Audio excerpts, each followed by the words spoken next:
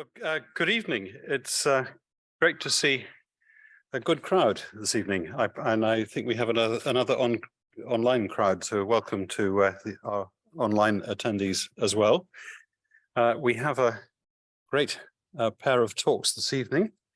The first from one of our student award winners, Anna Gatóo, from the Department of Architecture, is going to talk about, I'm not quite sure what, but it does include the term ephemeral walls. So we look forward to discovering what they might be. Thank you very much.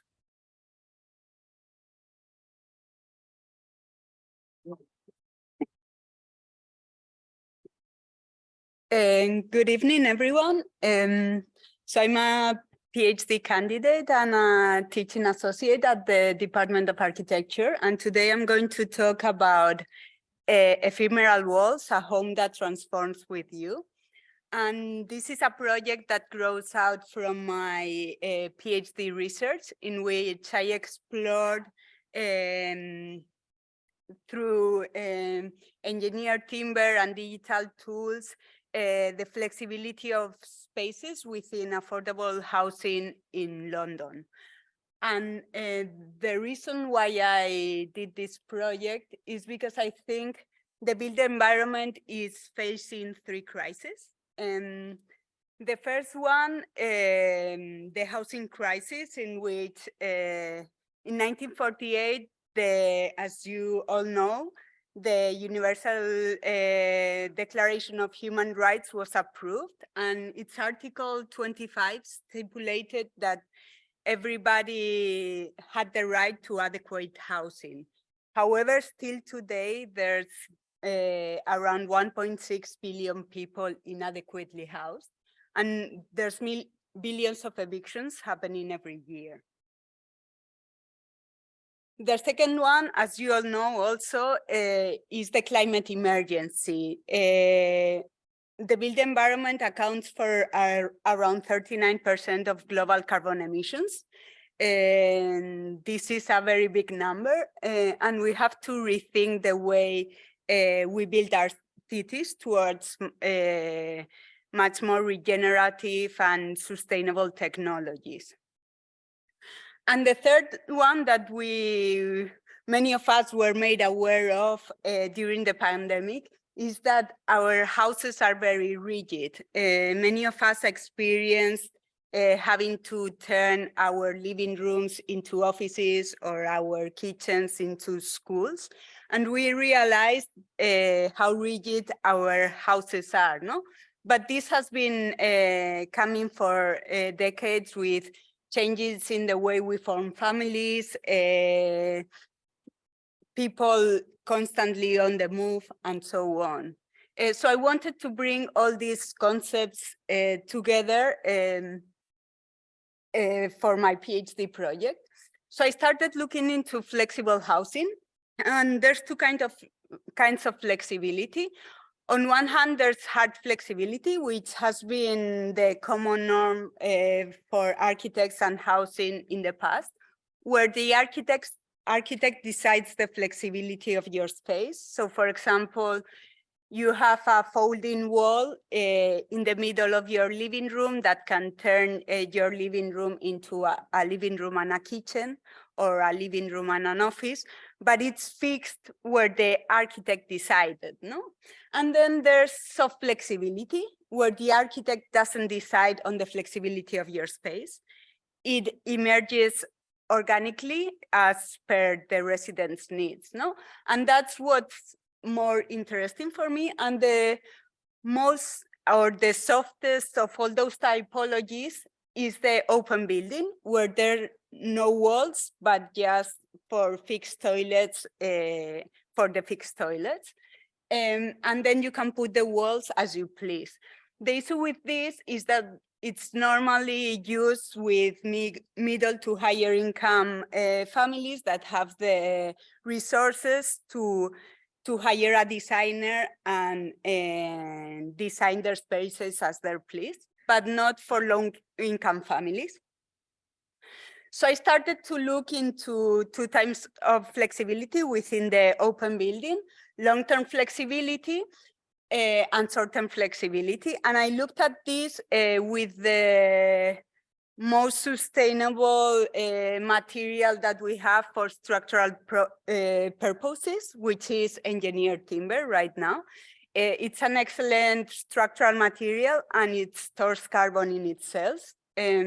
So we think it's gonna be a big game changer in the future of our cities. And I started looking at kits of parts and design for disassembly with which timber. It's very easy because it's all screwed, so you can design something and change it in the future without having any waste. And then I looked into short-term flexibility, and for that I wanted to explore the flexibility of timber, and I used kerfing, which is a cutting method that turns rigid panels into flexible one. So basically you cut the timber with a CNC machine or other digital tools, and it becomes flexible, as you can see. I was trying the pointer, but I don't see it. Anyway, in the middle. And I developed around 1,000 tests looking at different parameters from different patterns to sizes of the pattern, thickness of the material, type of material, and so on. And as a proof of concept, we designed together with colleagues at the Center for Natural Material Innovation in the Department of Architecture and PLP Architecture, this pavilion for the London Design Biennale 2 years ago. And it's all made of plywood. It's foldable, so you can see the cuts, and that's what defines the folds. So it's basically, it can be completely flat pack and then folded, and it's designed to be disassembled. And our intention was to show people how engineered timber with the use of digital tools can somehow bring back nature to the places we inhabit. And after that, I developed these flexible partitions.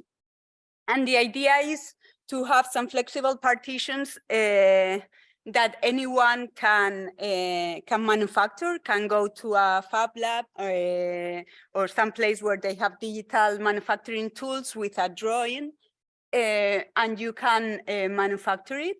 It's modular, so it can be as long as you want.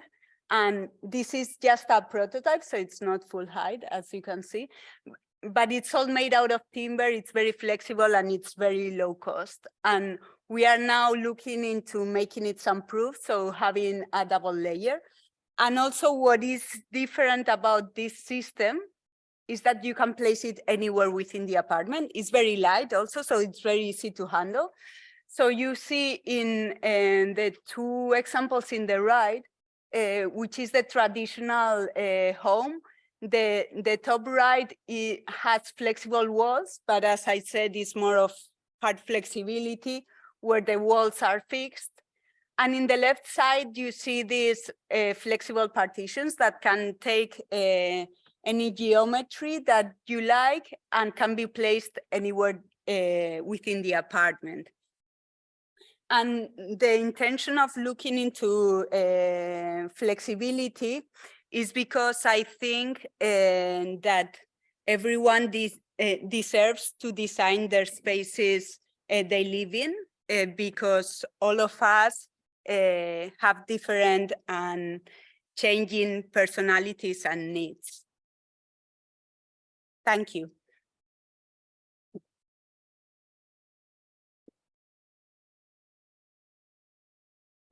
That was fun. Yes. Thank you. I'm sure we'll get some questions. There's a question in the middle of the back. Great. Yes, but the online people can't hear you. Yes.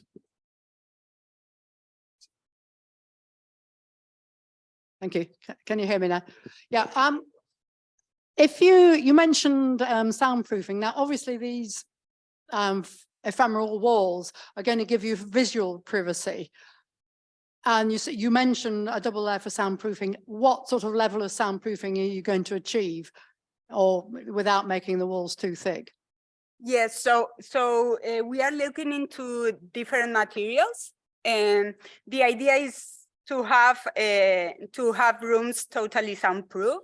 And so we are looking, for example, into having a layer of felt within the two timber partitions, because it behaves really well for soundproofing, and it's totally flexible.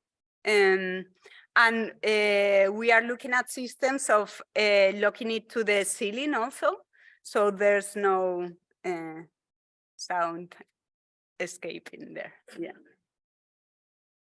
That was the question of that I would certainly have asked if, Yes. if that had come straight out. Yeah. There's a question. Yes.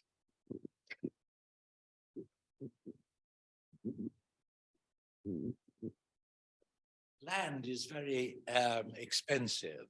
Mhm. So how high can you stack these? I mean, my grandson has got lots of Lego. We'd love to build lots of nice properties like this, but stack them, I think, is the best way now. We're getting into the situation of almost New York. So can you give us some idea of how high we can go with this type of structure? So with timber structures, right now they're going up till I think it's 120 meters high. But in the UK, there's a lot of restrictions in terms of policies. So for housing, it can go up to 5 stories right now, which normally, like buildings for housing are normally around 5-6 stories high. So, I mean, we need skyscrapers, but mostly we need 5 to 6 stories high. So that's the the common height. But there's I have colleagues developing research of doing timber skyscrapers. It's just the policies are not there yet. So the material is really resistant, and you can go very high. Yes. John, Thank you, Anna. You mentioned it was low cost. Mm-hmm. How low is it compared to, say, a conventional partitioning of a building? So the first estimations, which are much more expensive because it's like one-off example, it's around 40 pounds per square meter, while normal partitions are around 80 to 100. They're soundproof though, these are not yet, but also those are in full production, whilst this is just one of prototypes, no? So we think we can go much lower, yes. Thank you. I was sort of thinking that one of the things that makes this realistic now is that you don't have the sort of fixed infrastructure, the electrical wiring, which would sort of tie you to a pre-organized partitioning in an apartment. And now we can have everything controlled from a smartphone, and it's sort of, you can move things around without having to get an electrician in. Is that a naive thought, or is it? So and actually we need far less physical stuff. I mean, bookshelves, sadly. Yes. Going, so I think it's not a naive thought. So right now we are looking into having the installation on the outside walls. Yes. But there's people doing research into it, and I think we'll need much less, and it's gonna be. Robin. Do you actually do doors, or are they very unfashionable now? We've done some models with the curving also, so you just push the door. The problem is that the module is like 1 meter, so with the curving, the door goes down to 80 centimeters, sorry. But yeah, we want to develop doors also, yes. Can we come back to our, yes, question there? Right, we have an online question, or more than one, right, yes. I mean, obviously this is flexible. Would it be possible, once you've installed it under a certain configuration, that later on you can take bits or all of it out and reconfigure it? Is that fairly easy, or once it's designed to a configuration, does it stay that way? No, it's totally possible. So I don't know if you see it, but in this right hand drawing picture, you see it connected to the wall, and it's basically screwed. So it's just unscrewing it, and because it will take you 5 minutes So- or 10. So, Yes. so that's a question that's been picked up from Francis Sheehy Skeffington, and that is how the wall's fixed, and the answer is with screws. Yeah. And John Corrie asks, what is the situation with flammability?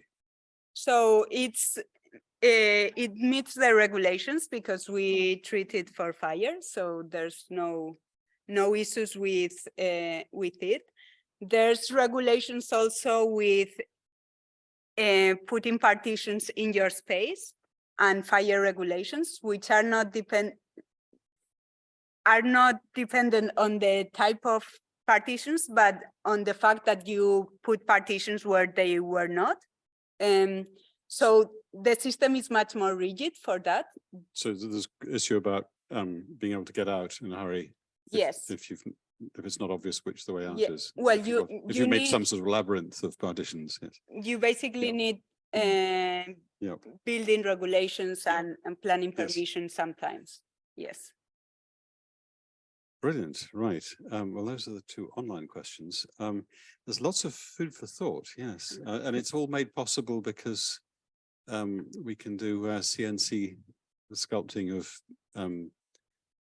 wood products, and there's a sort of flexibility that we didn't used to have, and Yes. designers need to try it out. Yes. Wonderful, right. Great, well, Thank thank so you much. very much. It was perfect talk, thank you.